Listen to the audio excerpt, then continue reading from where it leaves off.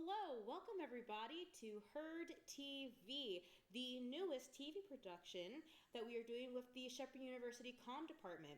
And today we are starting off our magical episode with Dr. Kushin. Hi guys.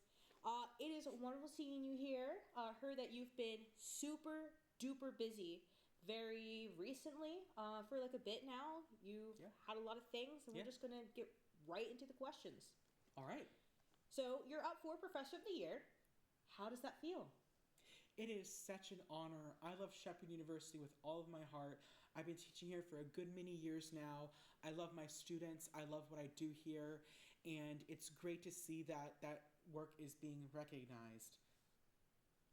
Absolutely, 100%. And what is the process for like being considered Professor of the Year? So it's a really interesting process. I was nominated by my amazing fellow faculty members here at Shepherd University. And following that, there's a bunch of interviews and applications. I feel like there's some sort of interview I needed to do every other day. It's a lot of work, but I'm really proud of it, and I'm really honored to be a finalist. Yeah, I heard you've been back and forth from Charleston a lot. Yeah. Has the whole process feel worth it for like this honor? I think so. It's definitely been worth it. Absolutely.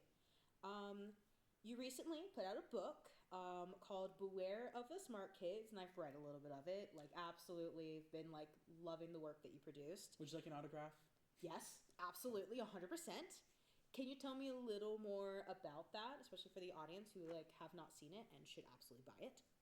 Yes. So I wrote a book called Beware of the Smart Kids. I don't want to give away too much because I think it's a good book, and there's a lot of stuff that I don't want to spoil.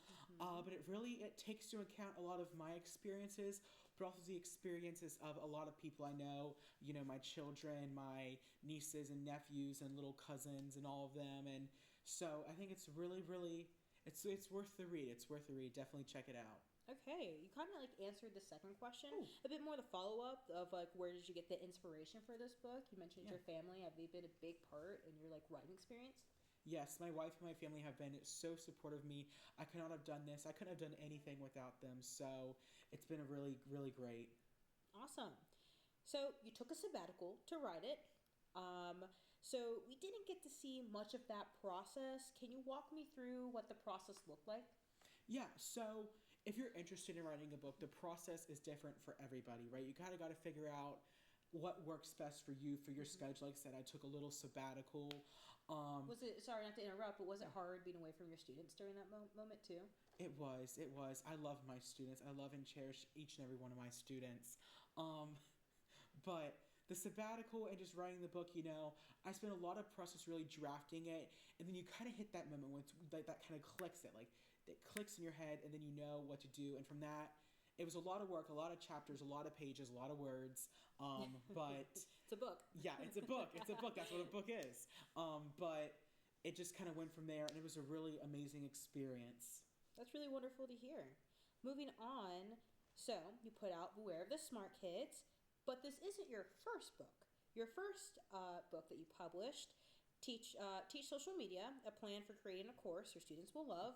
How did the process change between releasing that book and, your newest book, Where Are the Smart Kids?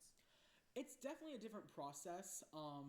For my first book, it's not more of like a fiction or like thing where I have to, come up with a plot and a story and characters and all that stuff. My first book was based a lot on my experience as a teacher and stuff I learned. I even, got some information from my fellow faculty and professors. So it's a similar process of like, publishing in that way, but the process like creating it, coming up with ideas I feel like was very different. How about the emotional process? What made you, you wrote something that's more technical, but then you wrote something that was definitely more from the heart, a passion project? Like, what made you finally take that first step? I've been thinking about, I love reading, I love writing, and I think it was time for me to finally take that next step and make a more emotional book that's not just, about teaching. It's more of a work of art. Absolutely. 100%.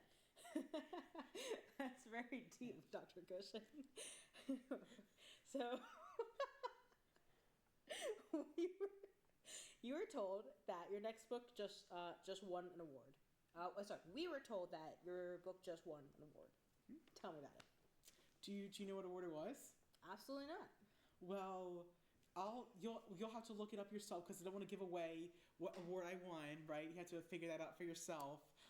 It was really an honor to win an award for my book, especially because it's my first, Wait, do you know what award it was? I know what award it was, but I don't want to spoil it for the audience, right? Okay, sorry. So yeah, check out the news, look it up. You'll be surprised. But All right. yeah, So after all of this, all of like the publishing, the work, the award that you just won, what's next? let's just say you better be ready to beware of the smart kids again. A sequel? No comment on that. Moving on to on the class schedule for next fall, you have a seminar class. What topic are you going with? You know, it's a surprise.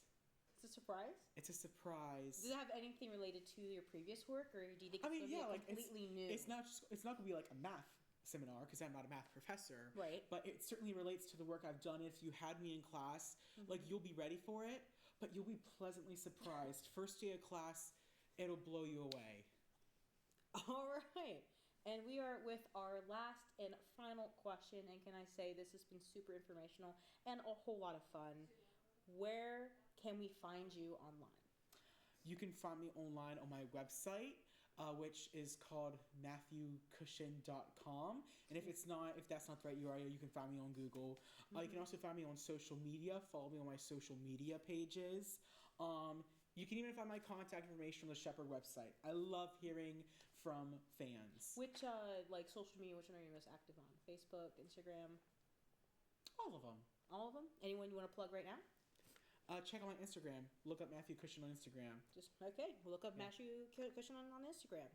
And we are about running out of time here, so I want to say thank you once again so much for coming here. It's been super informational, and honestly, having a professor like you really going out and still working outside of your professor job is very inspiring for all of the students that you work with, for the comm department, and for a lot of students on the campus. So once again, thank you so much. And this has been Herd TV. See you guys later.